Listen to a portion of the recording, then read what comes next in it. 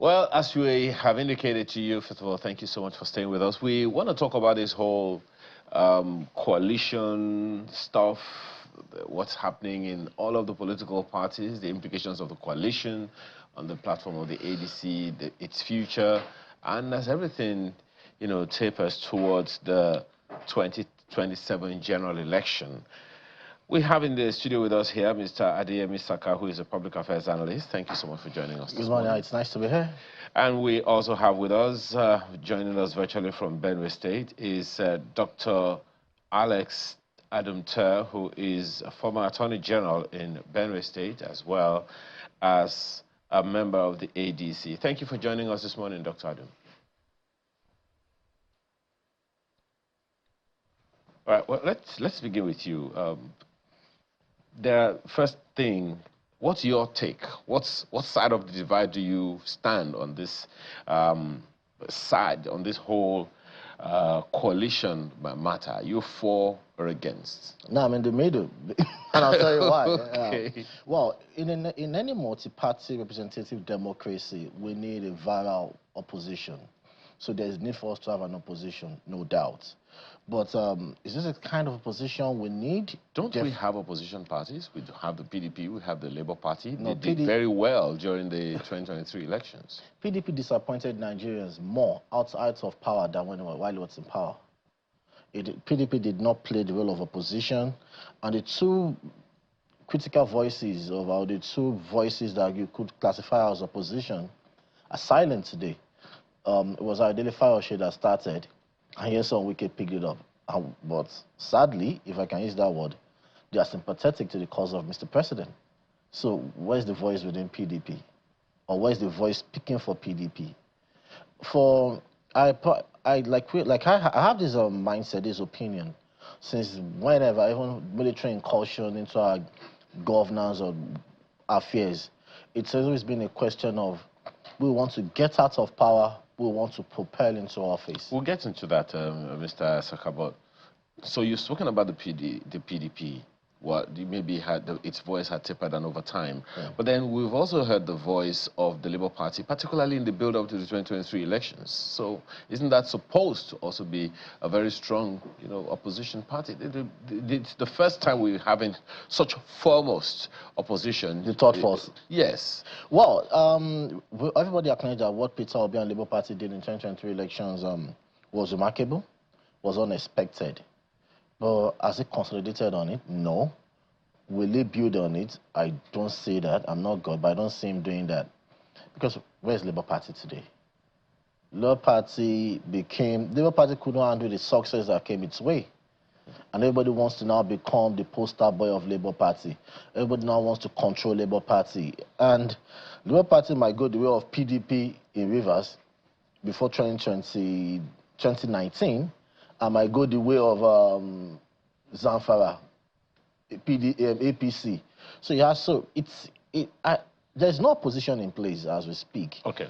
And the ADC, if I want to jump at that, is not an opposition. It's just a vehicle to wrestle power. It's not to oppose the government of the day. If you want to play opposition in a multi-party representative democracy, like you keep saying, you should give us alternative narratives, compelling narratives. It's not just about being emotional, just throwing, saying things in general terms. You don't see that yet? Nobody has spoken specifically to any matter or issues. Okay, well, maybe Dr. Adam will make it different. Well, Dr. Adam, again, thank you so much for joining us this morning. Are you for this coalition or against?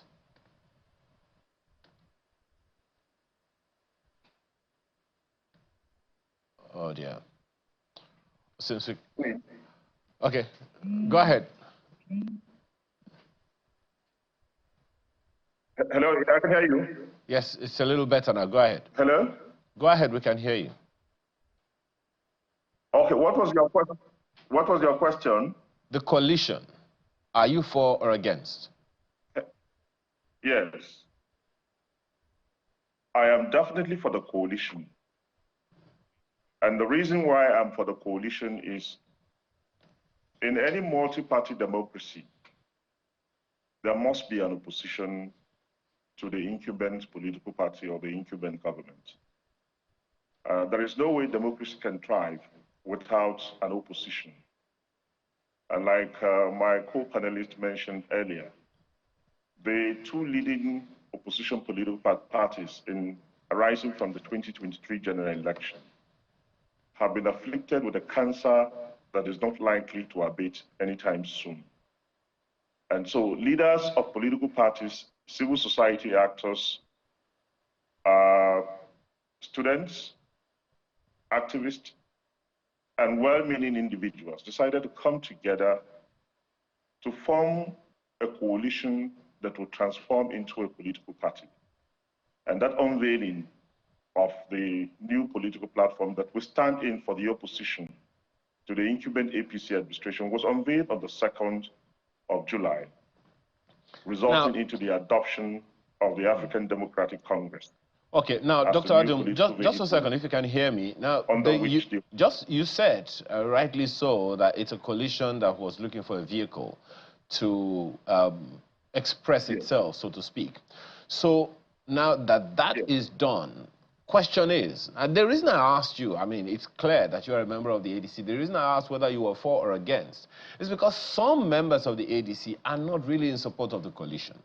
That's the reason I asked, and you have made your own point clear. But this is not the first time that the ADC is being used as a vehicle for some kind of third force. In the build-up to the 2019 elections, the same thing happened. So what's going to make this difference?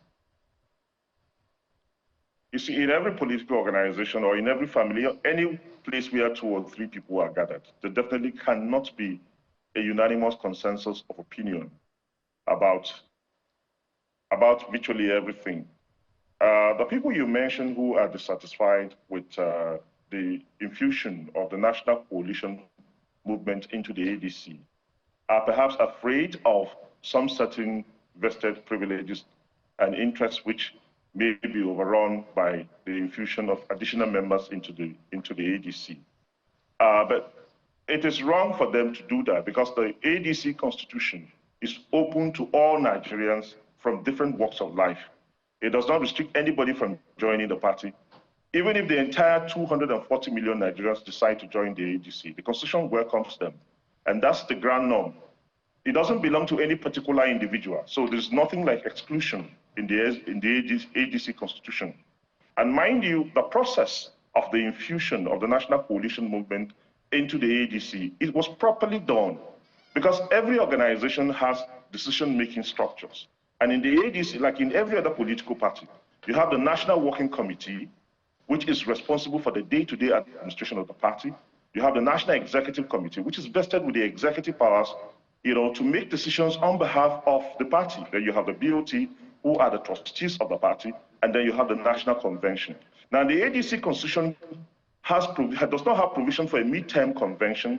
It only provides for a convention, when there is a need to elect, leaders of the party or to elect representatives or candidates, for the political party to participate in the general election. So most of the powers that could have been done at the National Convention are delegated to the National Executive Council and are further delegated to the National Working Committee to carry out on behalf of the party.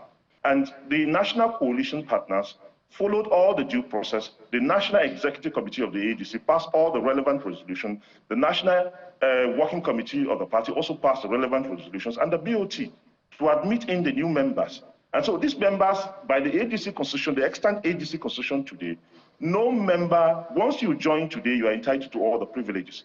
So there is nobody who has better privileges in the ADC. There are no 2 classes of members in the ADC, whether you're a founding member or you are a joining member. Every member you are at ground zero once you join the political party. So I don't see the local standard or the grievances which they have against new persons coming into the party. So, like you said, this is not the first time that the ADC has been used as a platform by a national coalition. But this is different. In the previous arrangements, maybe a few individuals or 1 or 2, not too significant political movements or political parties, perhaps adopted the ADC to use it for election. To the extent to which they were able to reach out to Nigerians to mobilize them into the ADC, I can't tell. But for now, I can tell you there is a groundswell of movement cutting across labor, PDP, APC, and all manner of individuals who have come together. And that's why the momentum is different. I was a member of the PDP since 1988 when I joined, 1998 when I joined the PDP. And I have benefited from the PDP. I contested for the gubernatorial election in the PDP in Benue. I contested for the House of Reps election in the PDP in Benue. I was made commissioner of the Benue State Executive Council twice. First as commissioner for Commerce and Industries, and then I was made the Attorney General and Commissioner for Justice. I was made the Group Managing Director of the Benue Investment and Property Company, all under the PDP. I've been a member of the PDP Presidential Council and all of that. But I've decided to resign my membership of the PDP because the PDP is no longer living up to its ideals. And I first joined the National Coalition Movement, and now I have registered for the ADC. And since I registered for the ADC, I'm entitled to all the privileges of the ADC. I can contest for any election in the ADC. I can contest for a party executive position and elective position in the ADC. Just 1 second. And all of that is understood. My apologies. All of that is understood. Just 1 second, if you can hear me. Our guest in the studio here, Mr. Saka, has said something that, look, the PDP, you know, went the way it has gone the way it's gone. The Labour Party has gone the way it's gone. Now you're on the same page with him. But then, looking at the frontliners today, many of them are from the Labour Party. A good number of them, well, some of them are from the Labour Party. A good number of them are from the People's Democratic Party. And a few of them are from the APC. Some of these people have been described in some quarters as itinerant politicians. What's the assurance that if they couldn't fix the challenges they had in their own political party, they will be able to do anything significant in the ADC? No, you don't just call people itinerant politicians. I'm giving you an example. You see, there are people who, the Constitution allows everybody the freedom of association. And you cannot stay, just like even in a marriage that is conducted on the altar of God. If there are fundamental irreconcilable differences, you cannot stay in a marriage. And so a political participation or membership of a political party is not even a marriage. Okay. It's an interest. Dr. Adom, let's listen to this one. Those of us who have been members of other political parties. There's another issue on that, if you can hear me. My apologies. There's another issue on that that was raised by the governor of Katsina State yesterday. Let's take a listen, and both of you gentlemen will be able to respond to it. But this coalition that we are talking about in Nigeria, what is new to Nigerians about it? Who are these people into this coalition? Were they not in another coalition before? What are they going to come and do different from what is happening in the country now? Can they promise Nigerians that they are going to bring about, they will bring the subsidy, fuel subsidy? Let them come out and tell Nigerians, those who want to contest for president under this coalition, let them come and tell Nigerians, are they going to bring subsidy back? And if they are going to bring subsidy back, let them tell Nigerians how they are going to run the government. And with what resources are they going to run the government? And with what resources are they going to pay to bring about the subsidy? Let's be realistic. Let's tell ourselves the truth. The time for deceiving Nigeria is over. Who was not in government last regimes? Who is not in government? We have seen that, we know the track record of everyone. We know what they have done when they were in government. And they are now crying and shouting because they are outside of the government. Let's be realistic. If we are coming with something new to Nigerians, every Nigerian is going to embrace it, because all of us are here to make Nigeria better and try to do it. Our problem is we, the politicians, and we must clean ourselves and be sincere to ourselves if we want to move this country forward. Well, that's something for you to respond to very quickly, but I'd like Mr. Saka to take a first shot. Yeah, from what His Excellency Governor Katsina said, I probably want to align with him. And you know, if you look at the logo of the ADC, it's like a handshake. Rather than being, you know, an alliance, you know, a handshake representing, you know, alliance across the Niger, unifying the country, it's two lepers and a lot of lepers ants coming together to want to wrestle power because of their character, antecedents, and what have you. I'll now pick it one by one. If you want to look at Alhaji Atiku Abubakar, who went against natural justice to seek the ticket, the contest for the presidential ticket of the PDP in 2023 elections. And when he did, he went against all, you know, wise counsel to let how you step down. Well, it was not against the law and it was not No, it against was not. the Well, Constitution. you see, when it's convenient, they probably want to make the Constitution of Nigeria supreme to everything. But as at 2010 into 2011 general elections, every PDP member was shouting Section 7C of the PDP Constitution. You want to look at Madam Nasir El-Rufai, somebody that I know and we have related with quite often. Madam Nasir El-Rufai said during the 8-year rule or tenure of former President Muhammadu Buhari that they cannot criticize their elders publicly. He was criminally silent about the ineptitude and misgovernance of former President Muhammadu Buhari. But just a year into the presidency of Bola Ahmed Tinubu, he found his voice. You want to look at the Peter Obi that did so well at the 2023 general elections, but it's probably selective when he wants to talk and just speak vaguely to issues, and would rather like to trend or ride on public sentiment at the expense of national cohesion. Who else do you want to pick in that thing? You look at... Well, I'm sure you have quite a list, but I'm sure Dr. Adom would like to quickly respond to that. And Malkwe is also standing by after his comments. Go ahead, Dr. Adom. Yeah. You see, the truth of the matter is that Mr. Rada, who just spoke, the governor of Katsina State, was a member of the PDP. He was not originally a member of the APC. When people pontificate as if they have not been sinners before, everybody has been a sinner. Even if you take the 2015 coalition or merger of the APC and the CPC, General Buhari himself, who became the major beneficiary, and Tinubu, the two of them, Buhari started his political career in the APP in 2003, when he contested against OBJ. In 2007, the party transmitted.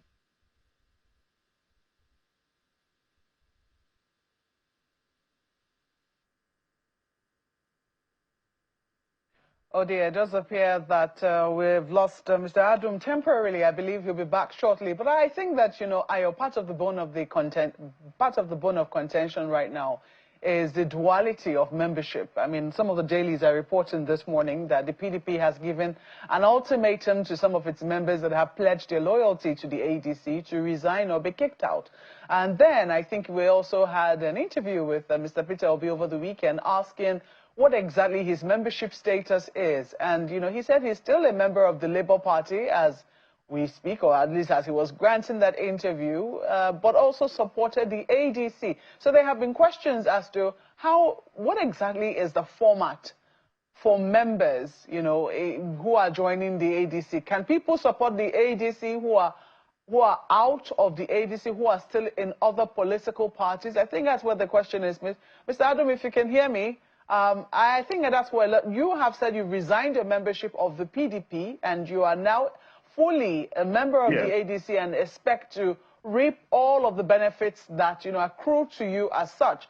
However, there are questions as to those who are still in their political parties who are also saying they support the ADC. How is this working?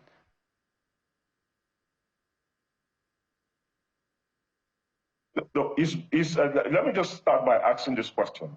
Nyesom Wike is a member of the PDP, and he's working with the APC government, and has publicly declared that he's going to support the APC president in the 2027 general election. How is he going to do that?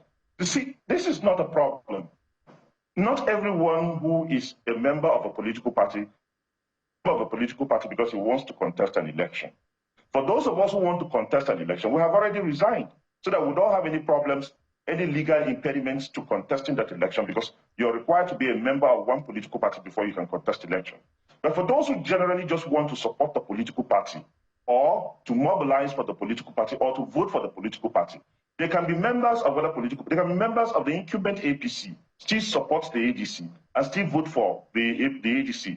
Just like Nelson Wike is a member of this, and there are several of them who are members of the PDP, who have said, okay, we are going to support President Tinubu in 2027. So what we have legalized officially is that you can be a member of any political party and still work for any other political party that you wish.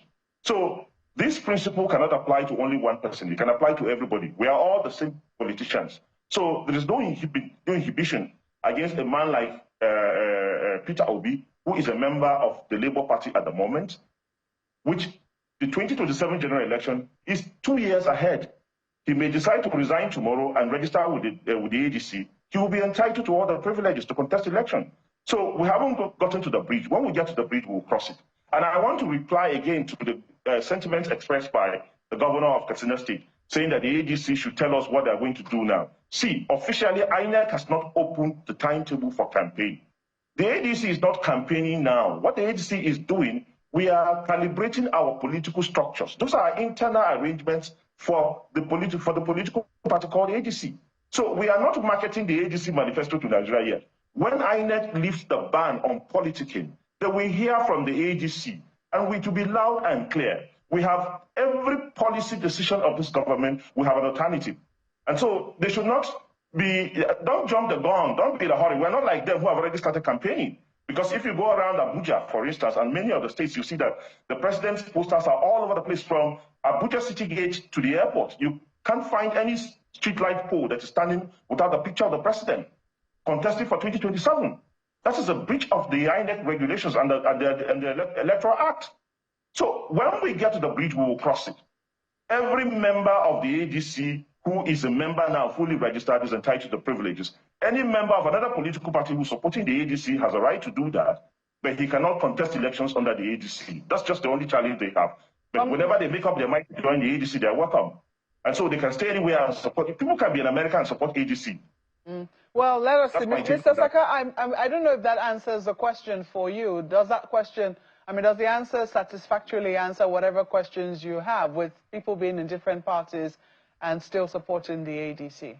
It doesn't, and it's rather unfortunate and unfair that people try to be clever by half, trying to, I think they can probably just, bamboozle Nigerians. Wike, your former governor, Yeson Wike, is not working for the APC. Yeson Wike is serving the Federal Republic of Nigeria. It's under the administration of Bola Ahmed Tinubu, not the APC. Let's be clear, let's put that in clear perspective. And Wike has never, for one, said he's joining the APC, he's supporting the APC. He said he's supporting his principal.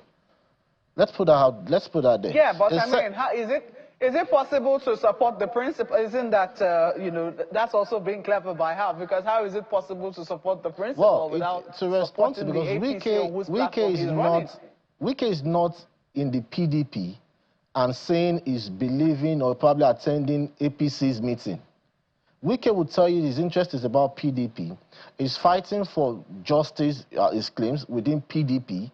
He's not interested in what happens in APC, who becomes the national chair of APC, who resigns, who is the interim chair. Wike is all about PDP. And his principal, who is the president. Wike is the Minister of the Federal Capital Territory, not the chairman of Abuja chapter of the APC. Let's put that there. Then secondly, opposition doesn't need a timetable to tell Nigerians what is wrong with this government. And opposition doesn't need a timetable to tell Nigerians what they would do differently. It's different from campaigning.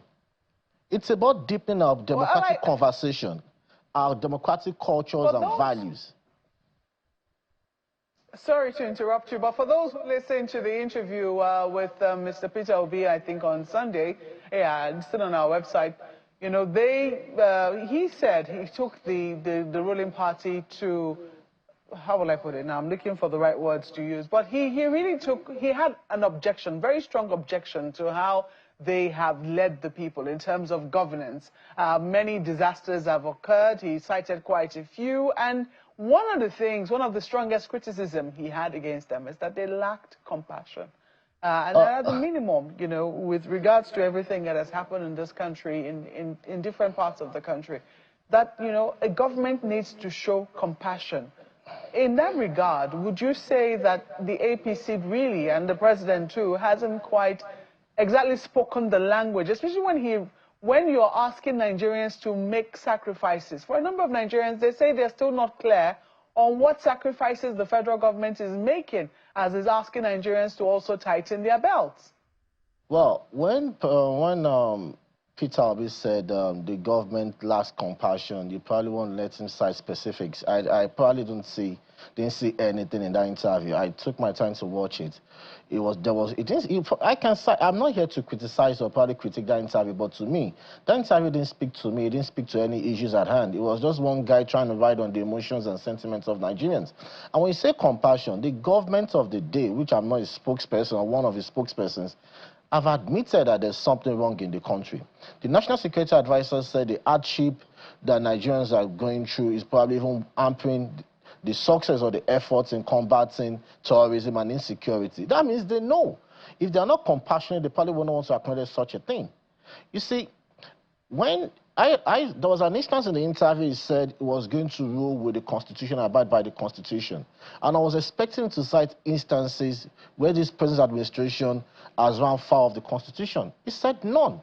He said he was going to diversify the economy of the country through agriculture. Agriculture, that word is vague. Agriculture, we have animal husbandry, we have, what's it called, cash crops, cultivation and what have you. He didn't tell us what he was going to do. He told us that Taraba State is 64,000 square kilometers, which was wrong. Taraba is 54,127 square kilometers. Then the question, are you going to use the whole of Taraba for cultivation? If you are speaking as an opposition leader, when I said you have to do more, you have to speak to facts, you have to tell us what is wrong and what you would do. Well, anyway, I know there are so many other questions to ask this morning, Mr. Saka, but to be honest with you, our time is out. I really wish we could continue this conversation. Well, thank you so much for your time this morning, and we trust that at least some information, some elaboration has gone out to Alice, we've given us some expo to work with. Yeah, thank you so much for your time this morning. Adeyemi Saka is a public affairs analyst, and as well as Dr. Adum Ter, who is a former Attorney General in Benue State, for joining us this morning. And that's the show today. Thank you for joining the program. I'm Ayo Makinde. Enjoy the rest of your day. Well, on top of the hour will be Business Morning. Thank you for watching. I'm Maokwe Ogun Yusuf. Goodbye.